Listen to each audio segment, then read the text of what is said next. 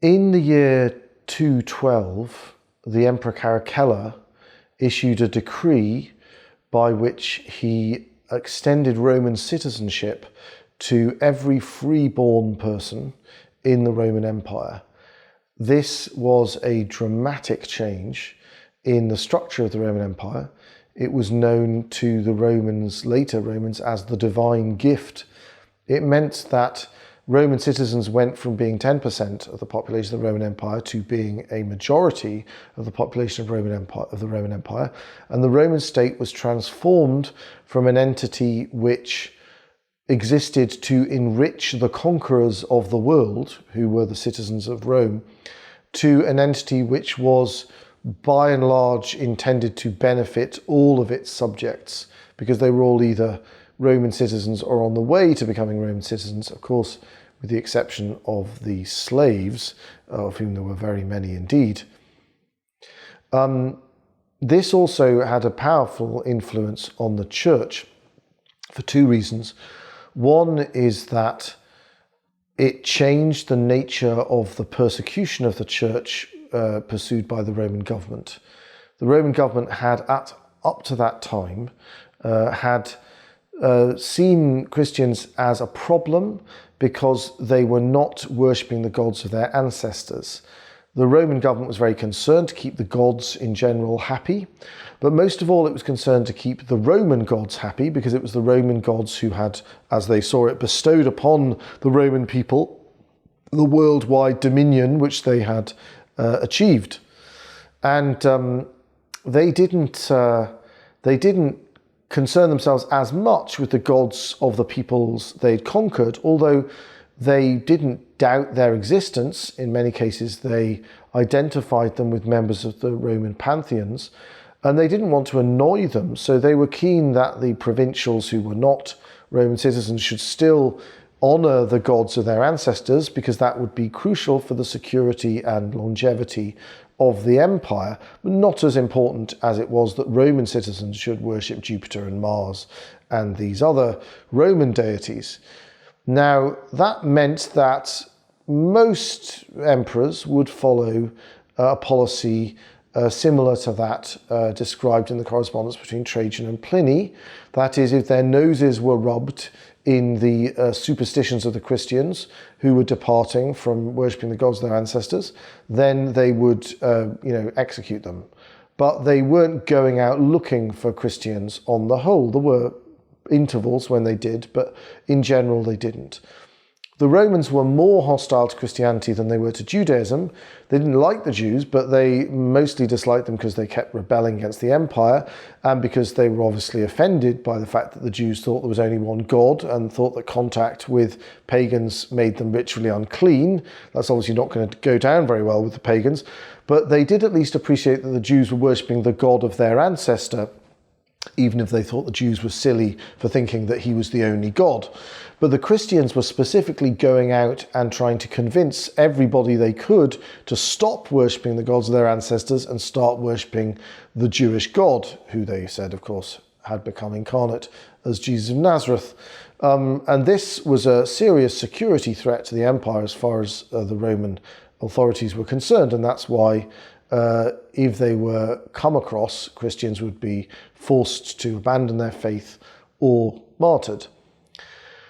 The extension of Roman citizenship to every freeborn person in the empire meant that now the vast majority of people in the empire were failing to worship their ancestral gods if they became Christians, and those ancestral gods were now the Roman gods. So it was a much more serious problem, and we see this ramping up over the course of the 3rd century.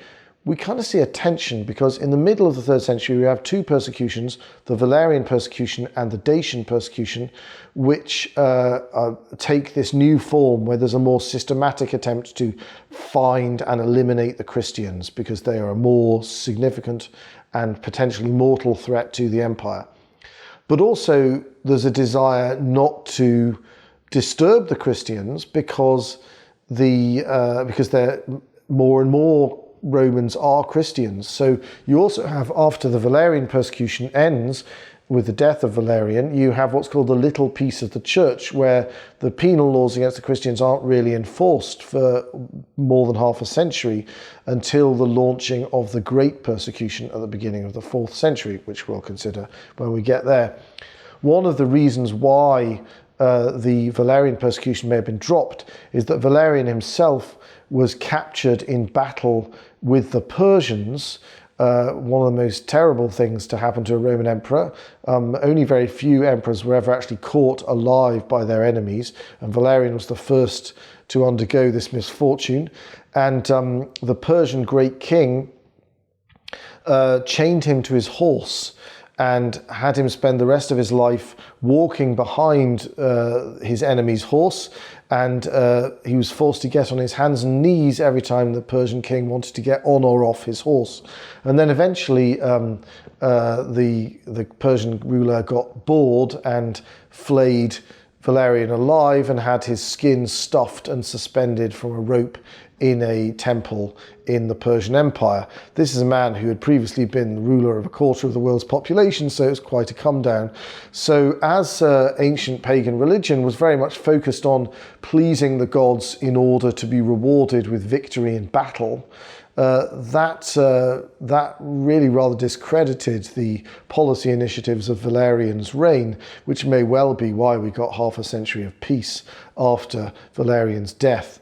There's an early 4th century Christian writer who was actually tutor to Constantine's eldest son, Lactantius, and he wrote a book, a slightly poor taste volume called On the Deaths of the Persecutors, or on the manner in which the persecutors died.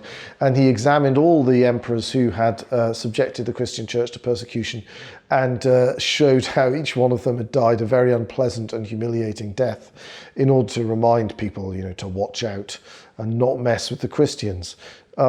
Valerian is Exhibit A in his list of unfortunate Christian persecuting Roman emperors. Another interesting phenomenon at the beginning of the 2nd century is a great shift which occurs in Persia, in Rome's only major civilized enemy. All the other frontiers of the Roman Empire were frontiers on barbarian territory.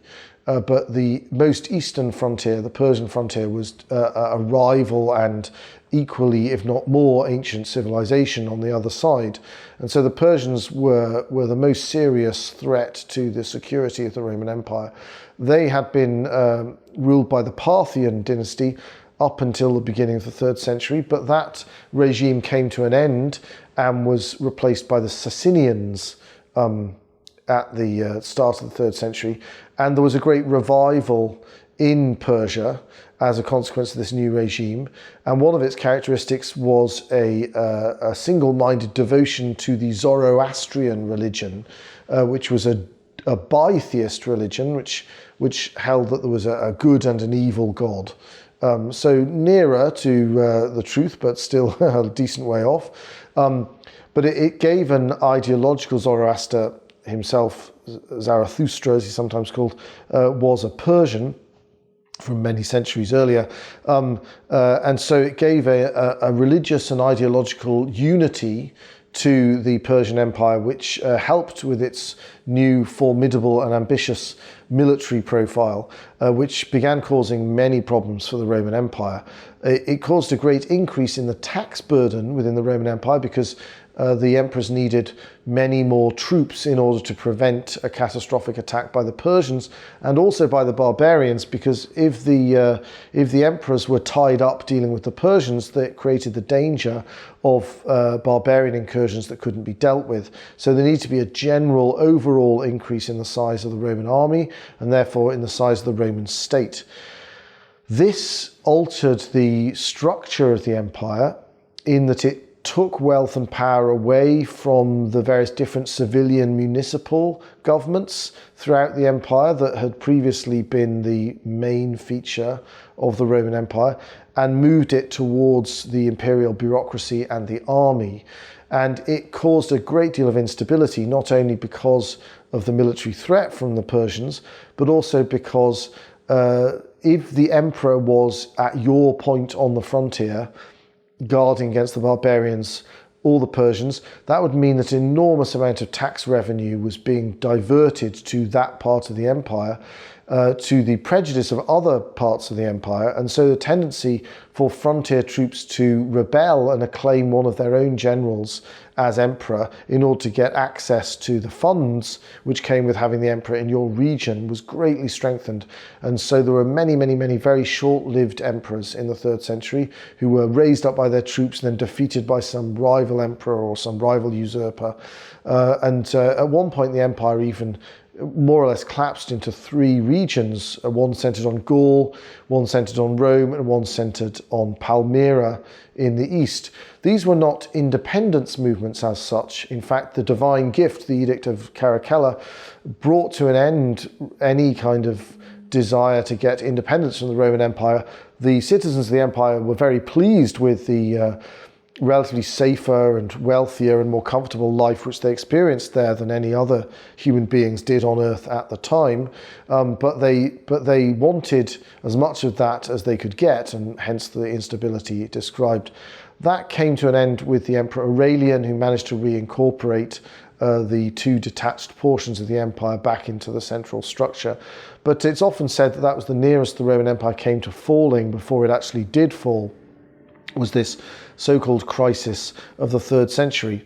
But the Romans were conscious of the necessary religious unity of the empire now because of the extension of citizenship, which had triggered these more intense persecutions. And they were envious of the performance of the Persians, and they saw that the Persians had this kind of religious and ideological unity because of Zoroastrianism.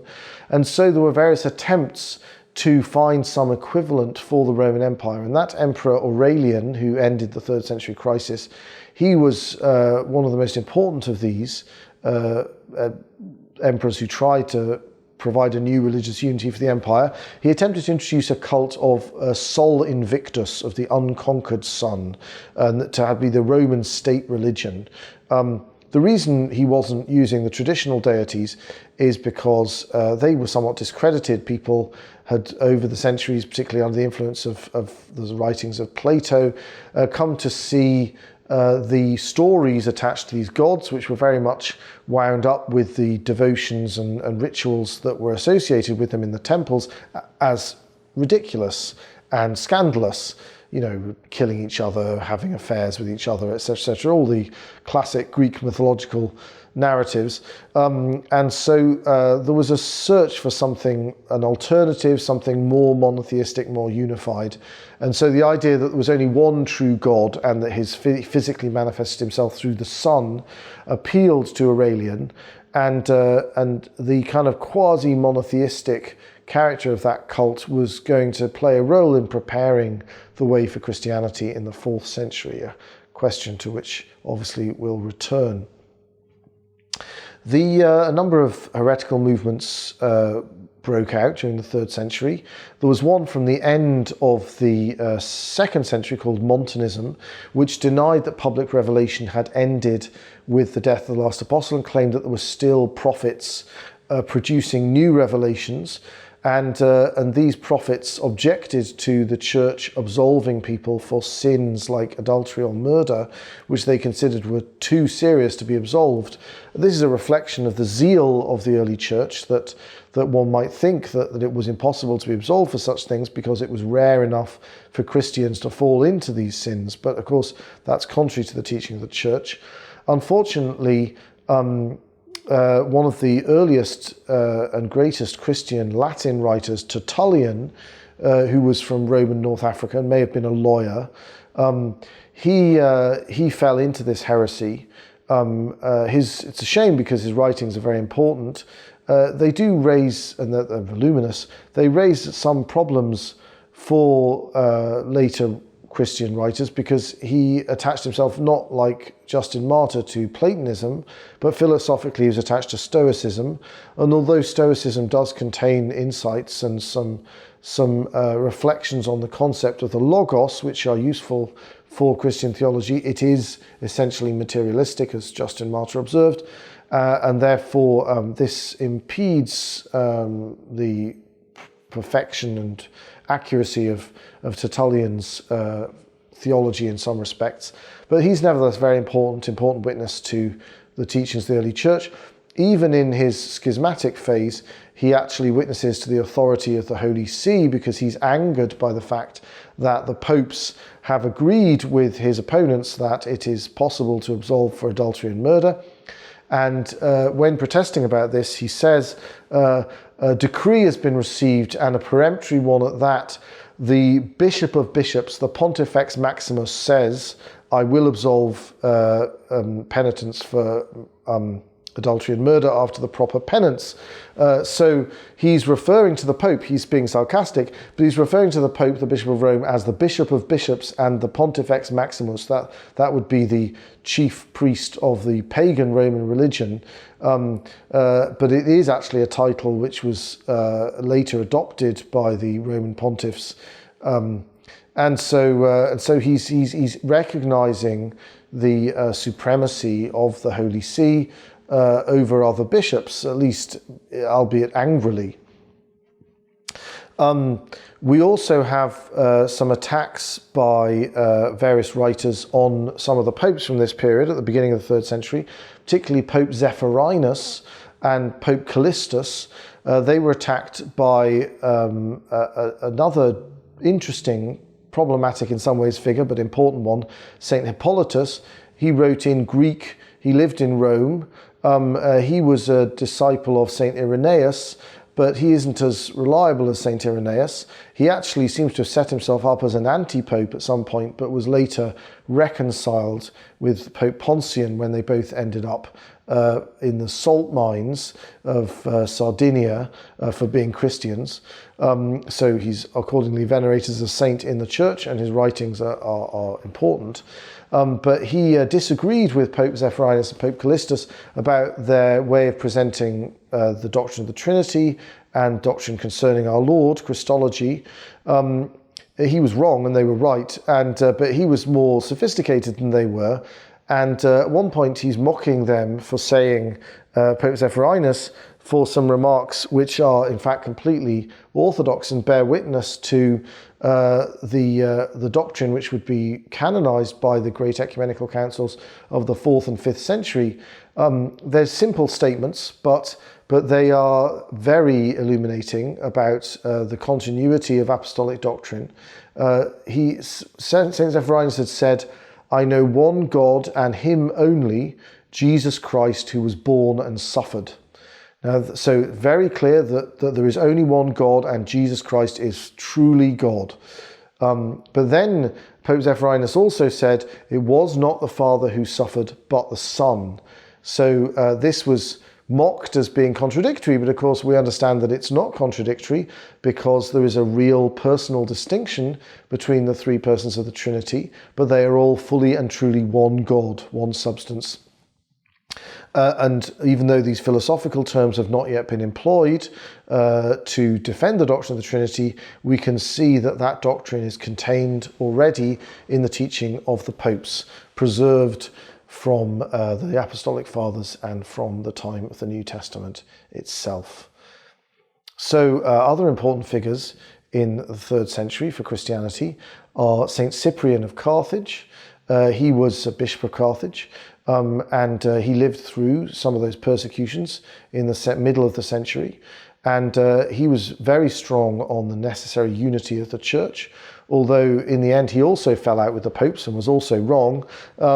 He thought that heretical baptisms were invalid, which is not in general the teaching of the church, although we may excuse St. Cyprian because most heretical baptisms in his time probably were invalid because they were probably performed by people who denied the doctrine of the Trinity or even denied the doctrine of the one God, like the Gnostics, in which case they would have been invalid. But just as such, heretical baptism isn't invalid so long as the correct formula is used and the intention is to do what the church does, and there is no overt profession of a doctrine contrary to the doctrine of the Trinity by the group performing the illicit baptism. Nevertheless, St. Cyprian is a very important witness to to the ecclesiology of the early church and the emphasis which they placed on the necessity of belonging to the church for salvation. He's the origin of the famous maxim, outside the church there is no salvation. We also have Origen, who's a much more problematic figure. He was living in Alexandria. He was a polymath. He spoke many languages. He was learned in philosophy. In fact, he was a pupil of the founder of a new form of Platonism, which modern historians have referred to as Neoplatonism, which was taught by a man called Ammonius Saccas, who appears to have been a docker in Alexandria, which was the greatest port of the Roman Empire. He didn't leave any surviving writings, but his pupils seem to have belonged to a project to rescue paganism from the increasing growth of Christianity, essentially by removing the ridicule which was attached to traditional paganism because of these mythological narratives, by allegorizing them and turning them into picture language for a systematized version of Platonism. They altered the teachings of Plato to make them more anti-Christian.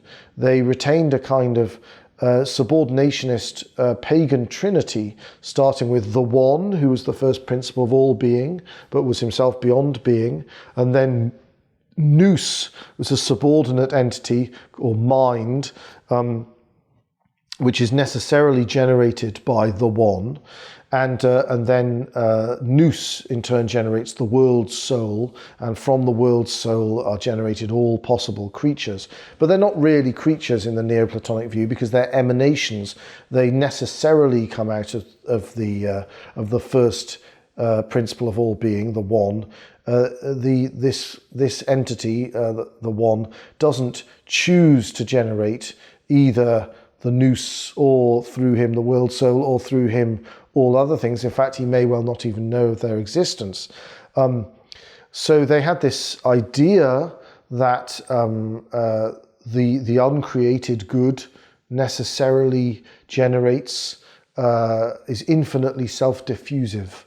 But they thought that infinite self-diffusion came through generating all possible entities, not through the eternal generation of a co-equal, co-eternal logos, as the true gospel proclaims.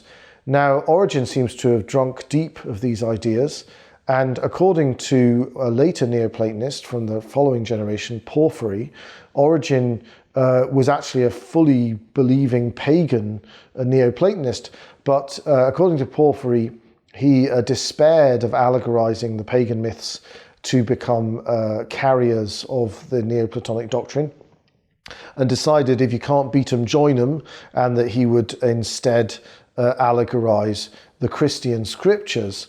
This may explain the controversy which Origen created, because as we've discussed when looking at Platonism in the time of Justin Martyr, Platonism is the philosophical school which is probably closest to the truth at the time of the early fathers.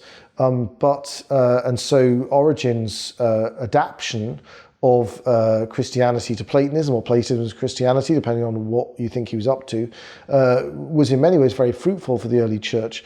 But because he was, it seems, a sort of undercover pagan Platonist, he felt that there was no necessity to vindicate the literal sense of the scriptures. He could give to some passages, if he wanted to, a purely allegorical sense, even if that wasn't the intention of the human author of those passages. And that betrays essentially a subordinationist pagan Neoplatonism.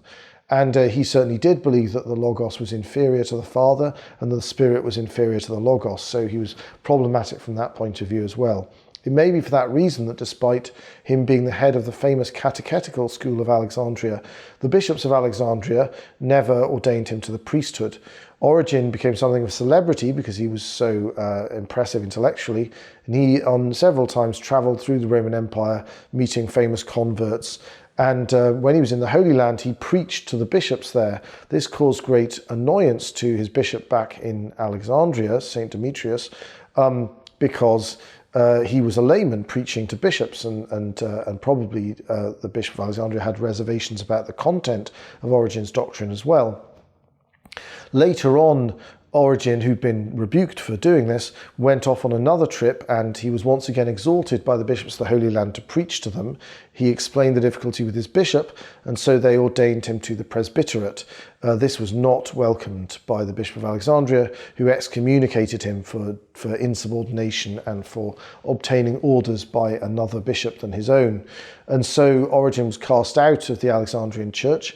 He was received into communion by the bishops in the Holy Land, but Rome backed up the verdict of Alexandria. So Origen died apparently after being tortured during the Dacian persecution, but he wasn't directly martyred. And a very controversial figure, not in communion with Rome, but in communion with his local bishops, for whatever that's worth. His influence would be both positive and negative and create a number of difficulties for the church, as we'll see when we get to discussing the 4th century. Towards the end of the 3rd century, while the Palmyrian break-off empire was being wound up by the Emperor Aurelian, a dispute arose around the Bishop of Antioch, Paul of Samosata. He seems to have embraced a heretical doctrine, some kind of adoptionist doctrine, whereby the man Christ would be adopted into some kind of union with the Logos, seriously heretical. The local bishops of the region of Antioch excommunicated him, but he refused to vacate the cathedral. This controversy occurred during the little peace of the church, when there was no persecution in the second half of the 3rd century. Eventually, when he was protected by the female ruler, the ferocious Zenobia, Queen of Palmyra, the ruler of this breakaway empire, but when she was defeated by Aurelian, his protection went away, and the bishops asked that he be ejected from the cathedral. You can see how much the persecution had become nominal, that there could be public buildings and disputes over their ownership with the emperor, even though Christianity was nominally illegal at this time.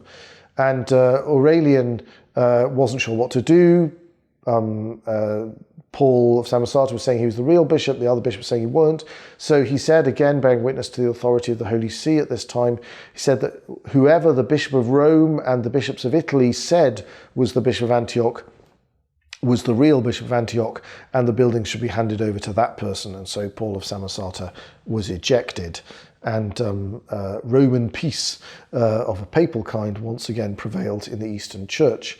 And that peace continued until the opening of the Great Persecution in the 4th century, but we'll consider that when we consider the 4th century.